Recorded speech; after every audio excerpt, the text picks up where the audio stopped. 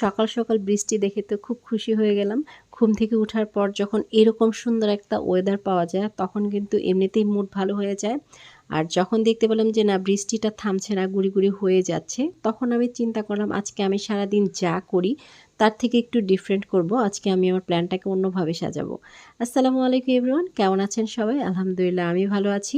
যেহেতু বৃষ্টি হচ্ছে এবং পরিবেশ ঠান্ডা, তাই চিন্তা করলাম আজকে রান্নাবান্না করায় কিন্তু কোনো রকম পেইন এবং হিট কোনো কিছুই লাগবে না, ইভেন ভালো লাগবে। তাই চলে এসেছি কিচেনে রান্নাবান্না করার জন্য। যেহেতু বৃষ্টি হচ্ছে আমি কিন্তু নর্মাল ডেতে যা খাই তা কিন্তু আজকে খাবো না, একটু ডিফারেন্ট খাবো। আর সেটাও হচ্ছে খিচুড়ি। আপনারা সবাই জানেন আমি খিচুড়ি খেতে বেশ পছন্দ করি। তার মধ্যে আজকে যেহেতু বাইরে বৃষ্টি হচ্ছে আমি তো ডেফিনেটলি খিচুড়ি রান্না করব, সেজন্যই কিন্তু আমার খিচুড়ি রান্নার প্রিপারেশন চলছে। আমি চুলায় একটা হাঁড়ি বসিয়ে দিয়েছি এবং মশলা টশলা দিয়ে সেই মশলাগুলোকে কষানোর ট্রাই করছি। একে একে সবগুলো মশলা দিচ্ছি, হলুদ, মরিচ, লবণ, জিরে, ধনিয়া, যা যা লাগে আসলে গরম মশলা সব কিছু দিয়ে মশলাগুলোকে ভালোভাবে কষাচ্ছি। মশলাটা যত সুন্দর করে কষানো হবে খিচুড়িটাও কিন্তু খেতে তত বেশি ভালো লাগবে। তাই চেষ্টা করবেন খুব ভালোভাবে মশলাটাকে কষিয়ে নেওয়ার জন্য। মশলাটা খুব ভালোভাবে কষানোর পর এতে আমি দিয়ে দিচ্ছি চাল এবং ডাল। চাল এবং ডালটাকে আমি আগে থেকেই পানি দিয়ে খুব ভালোভাবে ধুয়ে নিয়েছি।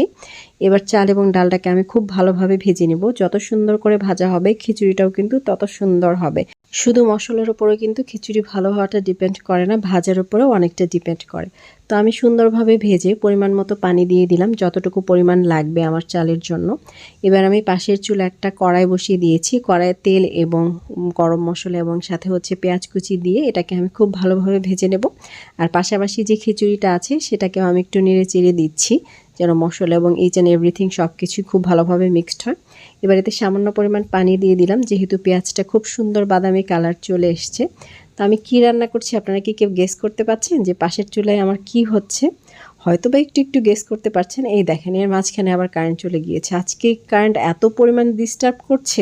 খিচুড়ি রান্না আমার ডান, আর অন্য চুলায় আমি ডিম বসিয়ে দিয়েছি। এবার এগুলো হচ্ছে চুলায় থাকবে। আমি অল্প আঁচে ডিমটাকে দিয়ে গেলাম। এবার আমি ছাদে যাব।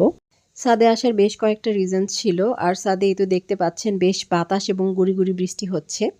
আমি এসছি, আমার খুব ভালো লাগে, ভাবলাম একটু বৃষ্টি সামনাসামনি দেখে আসি, একদম ছাদ থেকে ভালোভাবে বৃষ্টি দেখা যাবে।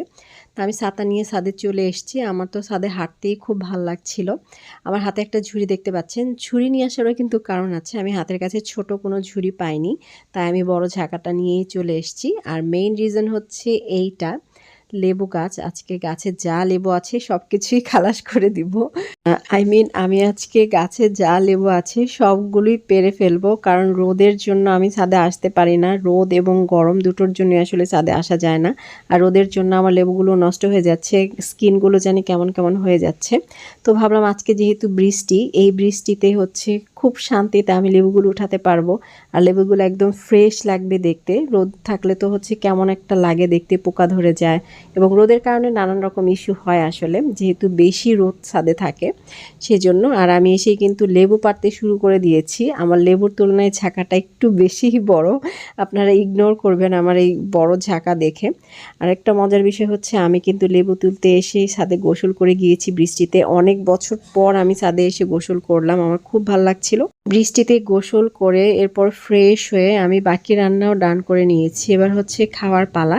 এই হচ্ছে আমার আজকের মেনু। এখানে আমি দেশি আলু দিয়ে ডিমটাকে ভুনা করেছি, পটল ভাজি করেছি, কাঁকরোল ভাজি করেছি এবং শসা কেটেছি এবং আমার গাছের তাজা তাজা ফ্রেশ লেবু। এই লেবুর স্মেলটা এত ভালো, এত সুন্দর, আসলে না খেলে এটা হচ্ছে মানে বোঝা যাবে না। এটা হচ্ছে কাগজি লেবু, আর এই কাগজি লেবু আমার খুব পছন্দ। আমি বরাবরই অন্যান্য লেবুর থেকে কাগজি লেবুটা খেতে বেশি পছন্দ করি, বাট কষ্টের বিষয় হচ্ছে সারা বছর কাগজি লেবুটা পাওয়া যায় না। আর আমার গাছে বছরে দুবার কাগজি লেবু ধরে, এতেও আমি অনেক হ্যাপি আলহামদুলিল্লাহ। তো এটা আমি খেতে বেশি পড়েছি। খাওয়া আজকে আলহামদুলিল্লাহ অনেক টেস্টি হয়েছে। তার সাথে যখন আমি লেবুটা একটু চিপে রসটা নিব, এত সুন্দর স্মেল, ওফ কি বলবো, বলে প্রকাশ করা যাবে না। যাই হোক আমি খাওয়া দাওয়া করি, আজকে এখানে শেষ করছি। দেখা হবে নতুন কোনো ভিডিওতে। সবাই আমার চ্যানেলটাকে সাবস্ক্রাইব করবেন, লাইক কমেন্ট ও শেয়ার করবেন। যারা ফেসবুক থেকে দেখছেন অবশ্যই পেজটাকে ফলো করে দিবেন, আর বৃষ্টিটাকে এনজয় করেন। আল্লাহ হাফেজ।